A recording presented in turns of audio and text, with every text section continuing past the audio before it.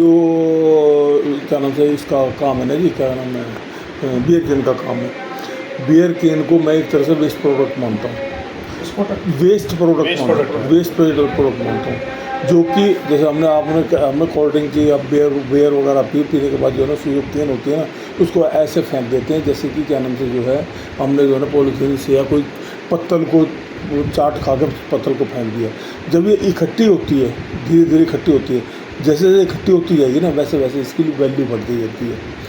ये फैलाव वाली चीज़ है। और फैलाव वाली चीज़ होती है ना, वो क्या होता है कि उसके अंदर जो है ना मतलब जो वेस्ट मतलब जो रिकवरी जो है ना, वो रिकवरी जो है अचीव करना जो है ना थोड़ा सा टिपिकल काम होता है। पहले टाइम पे जो है ना इसको क्या करते थे, इसको डायरेक्ट मेल्ट कर लेते थे। मतलब बियर कैन को लिया और उसको जो है भट्टी के अंदर जो है मेल्ट कर दिया। अब मेल्ट करने के बाद में क्या होता था, क्योंकि उसके अंदर फैलाव है, तो फैलाव का मतलब है उसके अंदर एयर है और मॉइस्चर भी होता है उसके अंदर, ठीक है। तो जब एयर और मॉइस्चर होगा ना उसके अंदर, तो क्या होगा, उसकी रिकवरी को अफेक्ट करता है वो, ठीक है। तो ऑक्सीडाइज मतलब एयर का मतलब हवा का पिकअप होना, एयर बबल आ जाते हैं ना, एयर बबल नहीं, एयर जो होती है ना एल्यूमिनियम से रिएक्ट करके एल्यूमिनियम ऑक्साइड बना देती है। वो तो कोई भी हीट करेगी उसके साथ में कॉपर को करोगे तो कॉपर ऑक्सीडाइज में कर देती है, ऑक्सीडाइजेशन हो जाती है। ऑक्सीडाइज मतलब मेटल से नॉन मेटल में चेंज हो गया। तो जितना इसको नॉन मेटल को जो है वो कर दिया, मतलब जो है नॉन मेटलिक फॉर्म से बचा लिया, उतनी आपकी रिकवरी होगी। यदि हम इसे पहले जो है ना क्या कर स्मॉल स्केल के अंदर क्या करते थे, इसको जो है ना वैसे ऐसे ही डाल देते थे और ये ऊपर जो है फर्नेस के ऊपर इकट्ठी हो जाती थी। वहाँ मैक्सिमम एयर कंज्यूम करते थे। जितनी मैक्सिमम एयर कंज्यूम करेगी तो उतना ही जो है ना इसका लॉस बढ़ेगा, ठीक है। अब उसके बाद में क्या सिस्टम किया लोगों ने, जो देसी सिस्टम लगाया कि इसको कंपैक्ट करना शुरू कर दिया, छोटे छोटे ना गोलियों के अंदर कंपैक्ट करना शुरू कर दिया।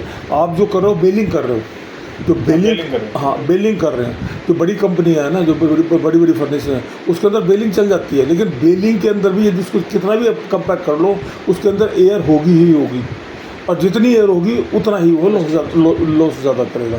तो अब यह जैसे छोटे स्मॉल स्केल पे आप छोटा प्लांट लगाना चाह रहे हो, तो उसके अंदर क्या करते हैं कि इसको जैसे किसी लेडी को बैठा दिया, तो ओखली और वो जो है जब मुसल जो टाइप होता है ना, उसके अंदर उसको कूट के उसको कंपैक्ट कर देती है, यानी उसके अंदर से एयर रिड्यूस कर देती है। जितनी एयर रिड्यूस होगी उतनी आपकी रिकवरी बढ़ जाएगी, नंबर 1। नंबर 2 क्या है, इसके अंदर जो ड्रॉबैक है उसके अंदर क्या है, ये जो है पेंटेड है, पेंट होता है इसके अंदर। तो पेंट क्या होता है उसमें, जिस समय इसको गर्म करते हैं तो हाइड्रोकार्बन बनता है, वो भी मेटल को लॉस करता है, मतलब मेल्टिंग लॉस को इंक्रीज करता है। तो उसके लिए सिस्टम क्या बना हुआ है आज की तारीख में, लार्ज स्केल के ऊपर क्या हुआ है कि सबसे पहले तो हम ले लें कंपैक्टनेस के लिए। कंपैक्टनेस के लिए क्या करते हैं, इसको शटर कर देते हैं।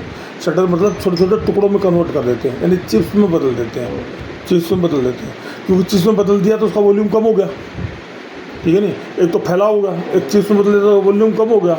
और जब वॉल्यूम कम हो गया तो क्या, और उसके साथ में जो पेंट है, पेंट को जो ना 180 डिग्री के ऊपर जो ना इसको वो करते हैं, क्या करते हैं, हीटअप करते हैं 180 से 220 डिग्री पर। उससे क्या होता है, पेंट जो है ना वो ख़त्म हो जाता है, पेंट खत्म हो जाता है, तो हाइड्रोकार्बन खत्म हो गया, उससे रिकवरी इसकी बढ़ जाती है।